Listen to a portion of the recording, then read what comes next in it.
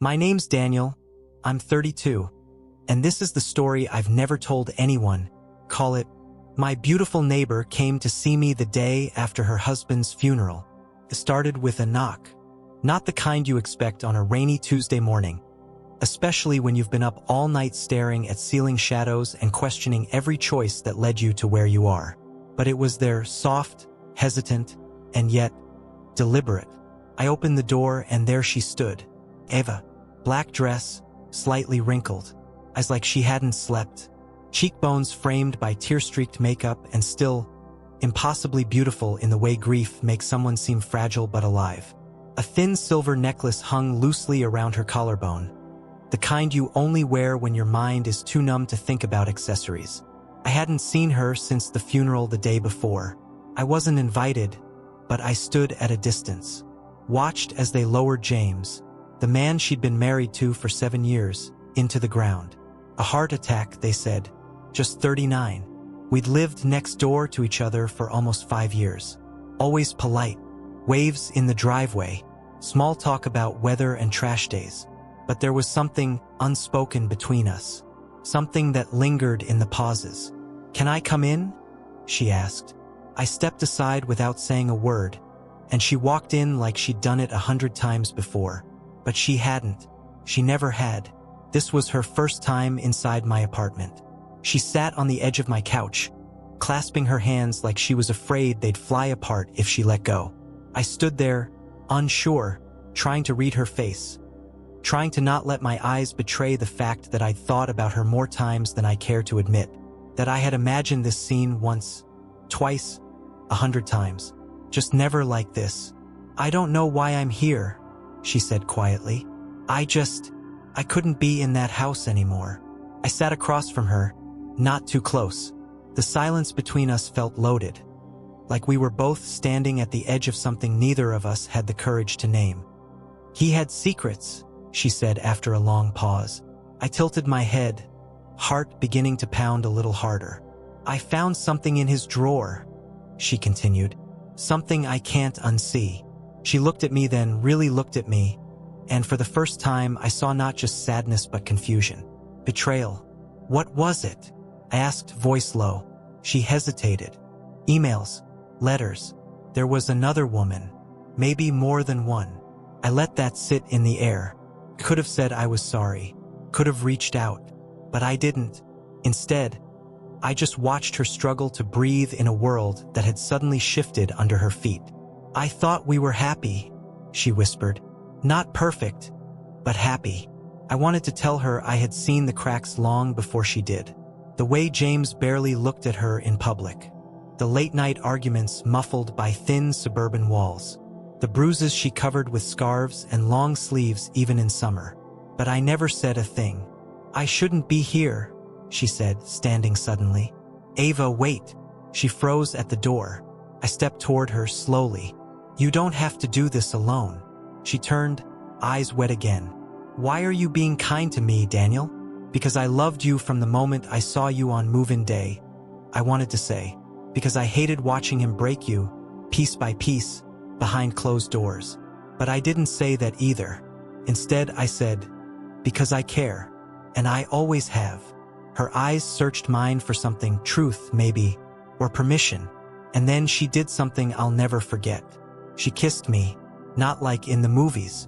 Not passionate or desperate. It was quiet, soft, sad. The kind of kiss that says, "Please let me feel something, anything, just for a second." Then she pulled away. "I'm sorry," she whispered. "That was unfair." And she left. The door clicked shut, and I stood there, heart racing, world spinning, wondering what the hell just happened. It would be a few days before I saw her again. But that night I didn't sleep.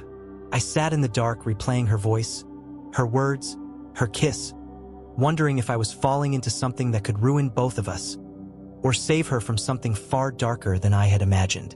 The next few days passed like scenes in a dream I couldn't wake from. I'd stare out the window at her house. Lights off in the evenings, curtains drawn, silence swallowing the air between our homes. A distance of 27 feet, and yet it felt like she'd moved to another world. Until Friday night, I was heading back from work. Late again. The office had been tense all week. Rumors flying about layoffs. I was one of the few left untouched. But that only made it worse. Survivor's guilt, I guess. As I pulled into my driveway, there she was, standing by my front door. A black coat wrapped tightly around her. Hair pulled into a messy bun, like she'd walked straight from a nightmare. "Can we talk?" she asked before I'd even shut the car door. We sat inside. This time, she didn't perch at the edge of the couch. She folded into it, knees tucked under her, like she belonged there. "I need to tell you something," she said, eyes locked on mine. I nodded, my throat dry. I think James was going to leave me, not for the woman in the emails, but for something else. Something worse. I leaned forward. "What do you mean?" Ava pulled a small envelope from her coat. "He was being investigated." I froze. Investigated? For what? Insurance fraud. Embezzlement. I found documents. Letters from a law firm. And then, the life insurance payout? It was tripled. That only happens if... She hesitated. "If there's proof of foul play." I sat back, shocked. "Are you saying someone?" She shook her head. "No, I'm saying I don't know, but I'm being watched." She looked around my apartment like someone might be listening through the vents. "That's why I came here. You're the only person I trust right now." I could barely breathe. Everything in my life up until that moment. My quiet job, my boring routines, my passive watching from the sidelines. It all shattered with that one look in her eyes. "You can stay here," I said before I could stop myself. She looked at me unsure. "Are you sure?" "I am." And just like that, Ava moved in. First, it felt like a dream. She'd wake up early, make coffee, pat around in my oversized t-shirts.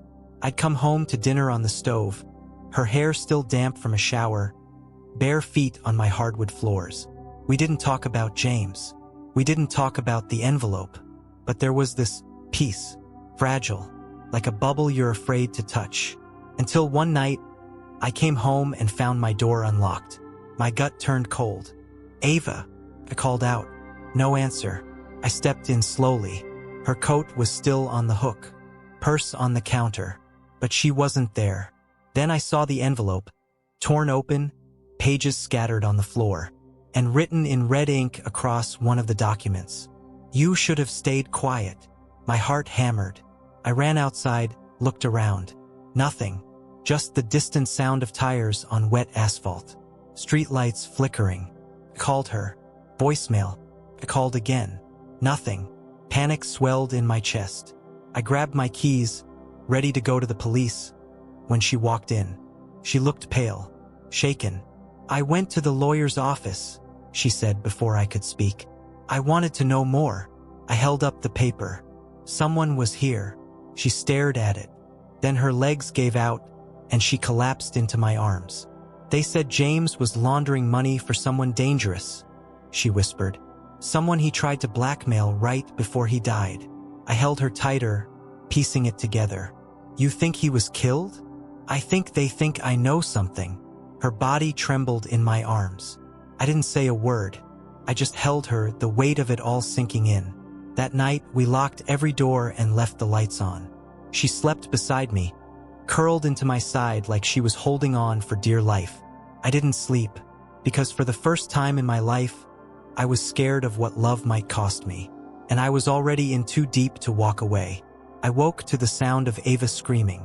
I jolted upright, heart thudding. She was sitting on the edge of the bed, hands clutching her head, breath ragged. "I saw him," she whispered, eyes wide with terror. "He was in the room, standing at the end of the bed." I turned on the light, scanned the corners. Nothing. She broke down into sobs, shaking so hard I thought she might tear herself apart. I pulled her close, wrapping my arms around her like I could shield her from ghosts, from memories, from everything she was drowning in. "You're safe," I murmured. "No one's here." But I was lying. I didn't feel safe. Not for a second. Something was unraveling. Whether it was her mind or the world around us, I didn't know. But I could feel the threads pulling loose. The next morning, she didn't speak. She stared at the coffee in her cup like it held answers. I didn't push. I just sat beside her, watching as the sun rose through the blinds and cast long lines across our silence. Later that day, I went to her house. She didn't know. I had to see it, walk through it, maybe find some piece of truth. I used the spare key she'd once given me in passing, back when she was still Mrs. Anderson, and I was just the guy next door. Inside, it felt wrong. Too clean. Too empty. Then I found the study. A hidden file in the bottom drawer, labeled Assets, Ava.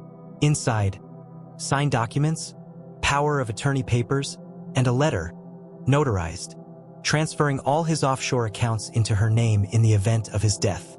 My blood ran cold. I snapped photos of everything. My hands were shaking as I backed out of the house and drove home. When I got there, she was waiting. "I know where you were," she said. I froze. "You went to the house. You found the file." She wasn't angry. She wasn't even surprised. "You think I killed him?" she said flatly. I didn't answer. She walked toward me, slow, deliberate. "He was going to ruin me. He made me sign things I didn't understand. He controlled everything. My name was on all of it. If he went down, so did I." Tears welled in her eyes. "But I didn't kill him, Daniel. I swear. I wanted out. I was going to leave. He found out. That night, he had a heart attack before I could say anything. He just collapsed. And I didn't call for help. My breath caught. You let him die?" She nodded, tears streaming now. I was scared, but I didn't plan it. I just didn't stop it. We stood there in the quiet weight of that truth. No heroes, no villains, just two broken people holding pieces of a puzzle soaked in fear and grief and guilt. I should have walked away. I should have said this was too much, that I didn't know her anymore, that I didn't know me anymore.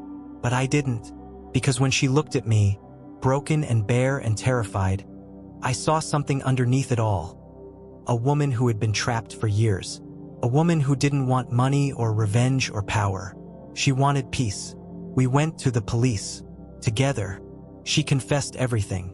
The papers, the silent moment when she didn't call 911, the threats, the men who'd come after her, the documents I'd found backed her up. She wasn't lying.